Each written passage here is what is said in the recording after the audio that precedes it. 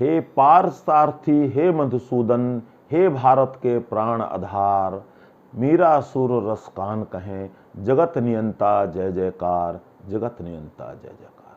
नमस्कार, स्वागत है आपका संप्रेषण विद एसएस में। मैं हूं एसएस त्रिपाठी।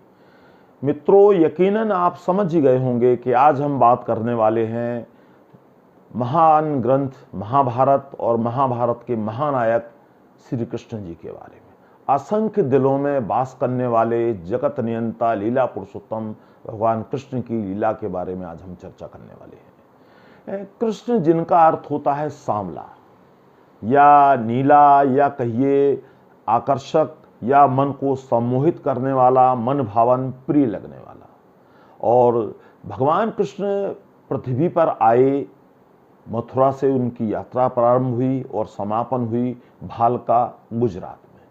और कहा जाता है कि लगभग 124 वर्ष तक उन्होंने इस पृथ्वी पर लीला की। उसके बाद वो बैकुंठ धाम को चले गए। और भगवान कृष्ण जो आए हैं पृथ्वी पर, तो कहा भी गया है धर्म संस्थापनार्थाय संभवामि युगे युगे। तो धर्म की संस्थापना के लिए, सत्य की विजय के लिए, नीति की विजय के लिए, अच्छाई की विजय के लिए।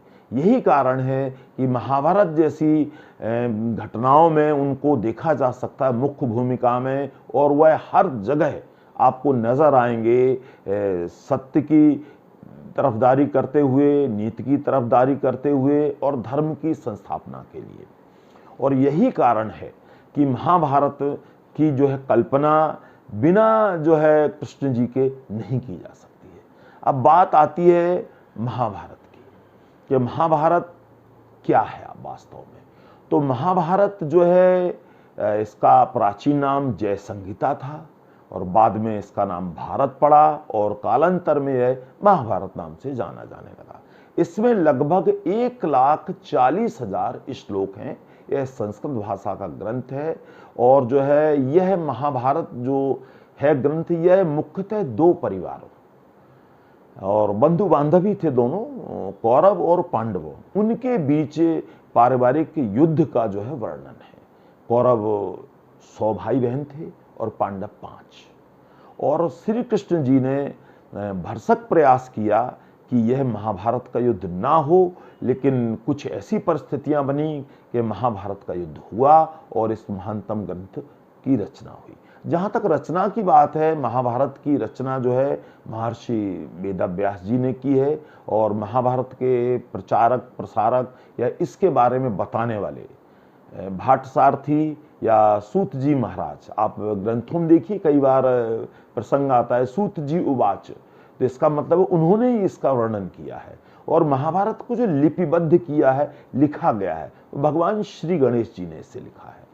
और महाभारत में एक और महत्वपूर्ण ग्रंथ है इसी के अंदर, श्रीमद् भगवत गीता, जो देश विदेश में प्रचलित है। बहुत सारी भाषाओं में इसका अनुवाद हुआ है और आज भी प्रासंगिक है। और महाभारत के अंतर्गत गीता आई है और यही कारण है कि गीता अपने आप में भी महाभारत से ज्यादा लोकप्रिय है।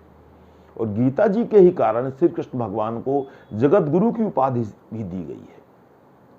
महाभारत की जो विषय वस्तु है, इसमें अनेक कथाएं हैं, नैतिकता की बात है, बंधु बांधवों की बात है, परंपरा की बात है, माता के आदेश की बात है, बाघ सदस्य पति की बात है, और बहुत सारी अच्छाइयों की भी बात है, कुछ बुराइयों की ओर भी इशारा करती है। और महाभारत पर अनेक फिल्में बनी हैं, बहुत सारे धारावाहिक बने हैं, बहुत सारे कॉमिक्स हैं, बहुत सारे गेम्स हैं और बहुत सारी पुस्तकें लिखी गई हैं। और यह सिलसिला आज तक अनवरत जारी है।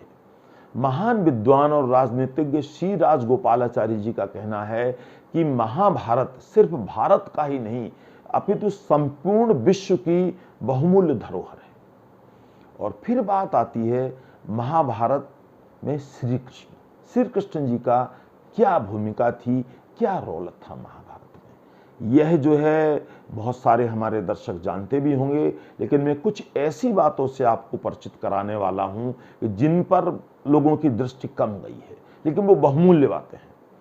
तो बहुमूल्य बातें, तो पहली बात तो यही है कि महाभारत में यद्यपि श्री कृष्ण जी ने कोई अस्त्र शस्त्र नहीं चलाया था, वो पांडवों की ओर से थे और उनकी सेना कौरवों की ओर से लड़ी थी। ऐसा जो है जब उनका विभाजन हुआ तो ऐसा ही प्रमाण मिलता है।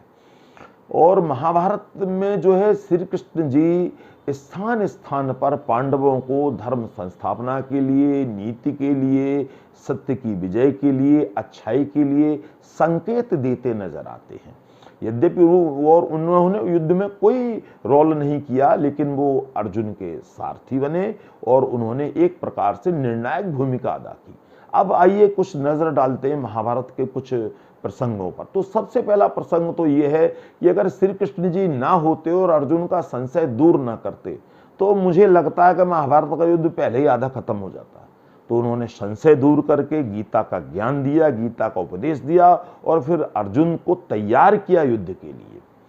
और दूसरी बात है, जयद्रथ का जब वध होता है तो एक काल्पनिक सूर्यास्त की स्थितियां उन्होंने बना के जो है जयद्रथ को दंड उसका दिलवाया। और दूसरी चीज है कर्ण के कवच कुंडल, इसमें भी श्री कृष्ण की भूमिका थी कि उससे मांग लिए गए, अगर वो रहते तो शायद पांडवों की विजय मुश्किल हो जाती।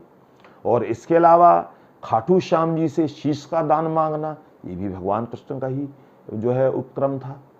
और इसके अलावा भीष्म, द्रोणाचार्य, कर्ण, इनके लिए ऐसी परिस्थितियां प्रकट की गई कि इनका जो है वीरगति को प्राप्त हुए, चाहे वो अश्वत्थामा हाथी के मारने की बात हो, या आप कहिए जो है शिखंडी के आने की बात हो, या कर्ण के जो रथ के पहिए जब भूमि में धंस गए थे तो अर्जुन को प्रेरित किया कि भाई इनका विनाश करो, क्योंकि इन लोगों ने अभिमन्यु को किसी उसमें नहीं छोड़ा था, अनीति का कार्य किया था, तो इन्हें भी दंड मिलना चाहिए उसका।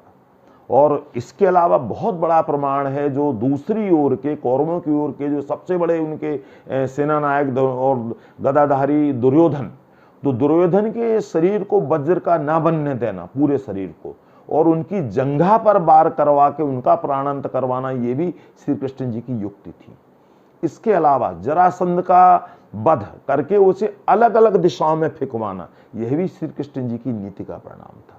लेकिन ऐसा नहीं है, ये सब उन्होंने क्यों किया? कुछ लोग हो सकता है सोचेंगे कृष्ण जी का शायद भूमिका अच्छी नहीं थी। अच्छी भूमिका थी, धर्म की संस्थापना के लिए, सत्य की विजय के लिए, अच्छाई की विजय के लिए यह सब करना जरूरी था। इसीलिए कृष्ण को महानायक कहा जाता है। आज तक लाखों करोड़ों दिलों में वो पूज्य हैं और सदा रहेंगे। और इसके अलावा इतना ही नहीं, श्री कृष्ण जी को इस महाभारत के युद्ध के लिए गांधारी की ओर से श्राप भी मिला था कि तुम्हारा वंश नाश हो जाएगा। तो ऐसा नहीं, उन्हें भी इसका कष्ट भोगना पड़ा। और इसके अलावा श्री कृष्ण के जी के बहुत अच्छे पहलू भी हैं जीवन के। सुदामा जैसे गरीब मित्र से बराबरी का दर्जा देना, उनके पद प्रक्षालन करना और द्रौपदी की लाज बचाना, अर्जुन को कमजोर पड़ता देख युद्ध में शस्त्र लेकर खुद ललकार देना भीष्म को, तो ये भी बड़ी बात थी। और युद्ध के बाद जब भीम धृतराष्ट्र से मिलने गए हैं तो धृतराष्ट्र अत्यंत क्रोधित थे, और अगर भीम उनके आ जाते उनके आगोश में तो भीम को समाप्त कर देते। तो वहां भी श्री कृष्ण ने जी ने जो है पुतला बनवाकर धातु का रखा और भीम को मरने से बचाया। उत्तरा का गर्भ बचाकर परीक्षित का जन्म होना, ये बहुत सारी ऐसी बातें हैं जो प्रमाण देती हैं कि श्री कृष्ण जी ने महाभारत में धर्म की संस्थापना के लिए, सत्य की विजय के लिए, अच्छाई की विजय के लिए, समाज की भलाई के लिए, शांति की स्थापना के लिए सारे काम किए। यही कारण है कि आज श्री कृष्ण जी भारत भर में पूज्य हैं। अलग अलग नामों से पूजे जाते हैं पर वह हैं सब श्री कृष्ण जी। कैसे कि उड़ीसा में श्री कृष्ण जी जगन्नाथ जी के नाम से जाने जाते हैं, राजस्थान में वो श्रीनाथ जी के नाम से जाने जाते हैं, महाराष्ट्र में विट्ठल जी, विठोबा जी के नाम से जाने जाते हैं, गुजरात में द्वारकाधीश जी के नाम से जाने जाते हैं, केरल में गुरु वायप्पन के नाम से जाने जाते हैं, दक्षिण भारत में वेंकटेश्वरा के नाम से जाने जाते हैं, और संपूर्ण विश्व में वो पूजे जाते हैं। हरे रामा हरे कृष्णा पूरे विश्व में गूंज रहा है इस समय। तो और भी ना जाने कितने नाम जो लोग उन्हें प्यार से बुलाते हैं। कोई माखन चोर कहता है, कोई मुरलीधर कहता है, कोई बांके बिहारी कहता है, कोई गिरधर कहता है, कोई गोपाल कहता है, कोई कान्हा कहता है, कोई मधुसूदन कहता है, कोई पार्थ सारथी कहता है, और जो है ब्रजभूमि में तो कनुआ भी कहा जाता है उन्हें प्यार से। तो ये बहुत सारे नाम हैं कृष्ण के। ये इसीलिए हैं कि वो बहुत असंख्य लाखों करोड़ों हृदयों में वास करते हैं और प्रेम के प्रतीक के रूप में जाने जाते हैं, सद्भाव के प्रतीक के रूप में जाने जाते हैं। यही कारण है कि कृष्ण आज भी पूज्य हैं। तो भगवान कृष्ण जी के बारे में और महाभारत के बारे में कुछ और बातें करेंगे एक छोटे से ब्रेक के बाद।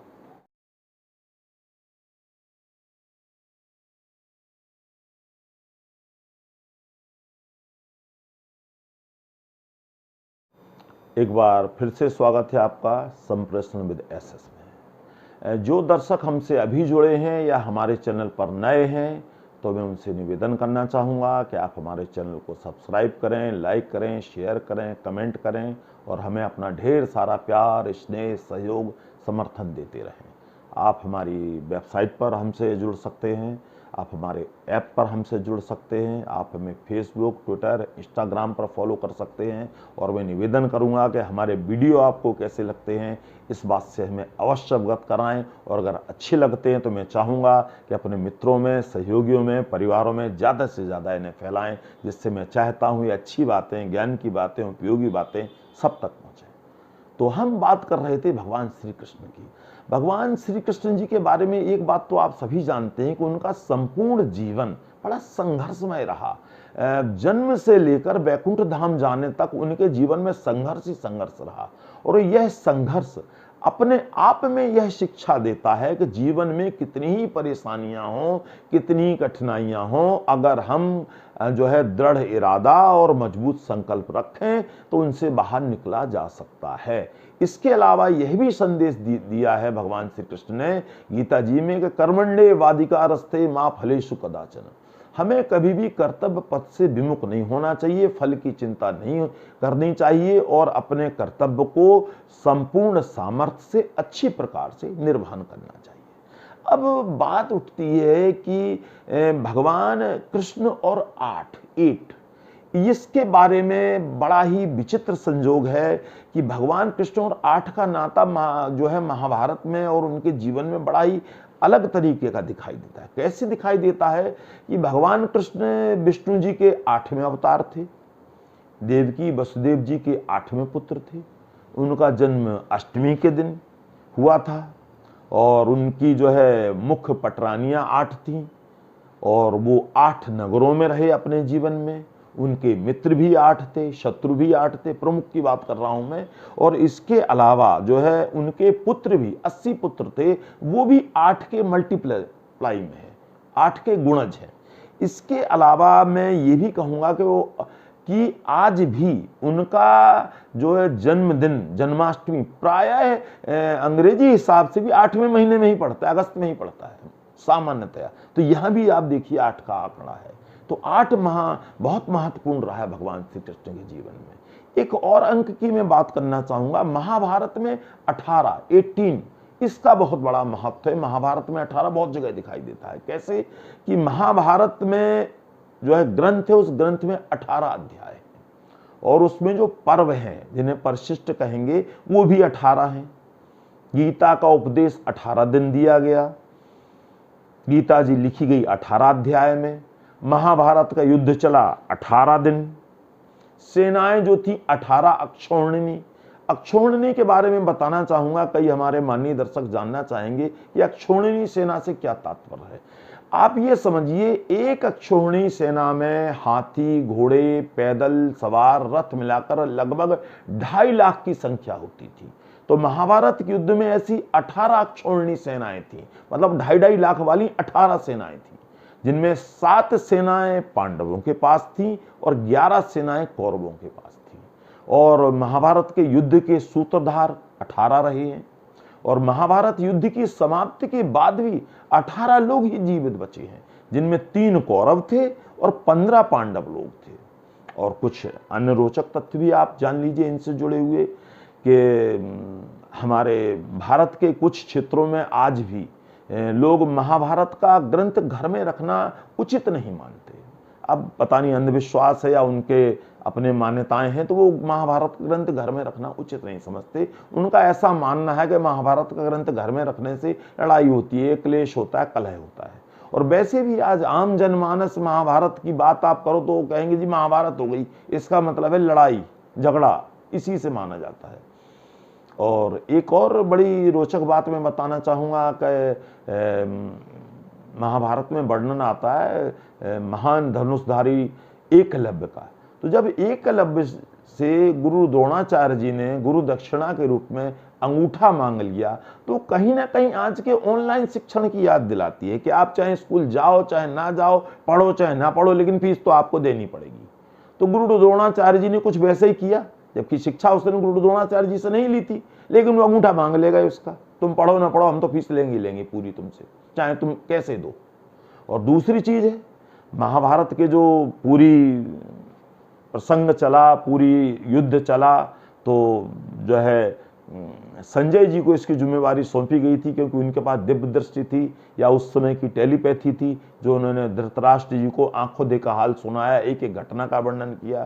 तो कहीं ना कहीं आज के लाइव टेलीकास्ट, सैटेलाइट टेलीकास्ट की याद दिलाती है कि शायद उस जमाने में हमारे इतने विद्वान रहे होंगे जो ऐसी व्यवस्था कर पाए होंगे। तो ऐसा ही लगता है, और ऐसा भी लगता है कि शायद इस विद्या के जनक संजय जी ही रहे होंगे। तो इतनी सारी विशेषताओं के बाद मैं सारांश में यही कहना चाहूँगा कि महाभारत आज भी लोकप्रिय है, आज भी हमें प्रेरित करती है, आज भी श्री कृष्ण जी बहुत सारे रूप में हमारे बीच में विद्यमान है और जो है समाज को प्रेरित करते हैं, अच्छे रूप में प्रेरित करते हैं, शांति प्रदान करते हैं, बहुत सारे लोगों के आराध्य देव भी हैं। और यही कारण है कि सदियां आएंगी जाएंगी, महाभारत, भगवान श्री कृष्ण और गीता उपदेश हमारे बीच सदा रहेंगे और हमेशा रहेंगे। मैं अपनी बात श्री कृष्ण भगवान की स्तुति से समाप्त करना चाहूँगा। वसुदेव सुतम देवम कंस चाणूरमर्दनम देवकी परमानंदम कृष्णम वंदे जगद्गुरुम, कृष्णम वंदे जगद्गुरुम, कृष्णम वंदे।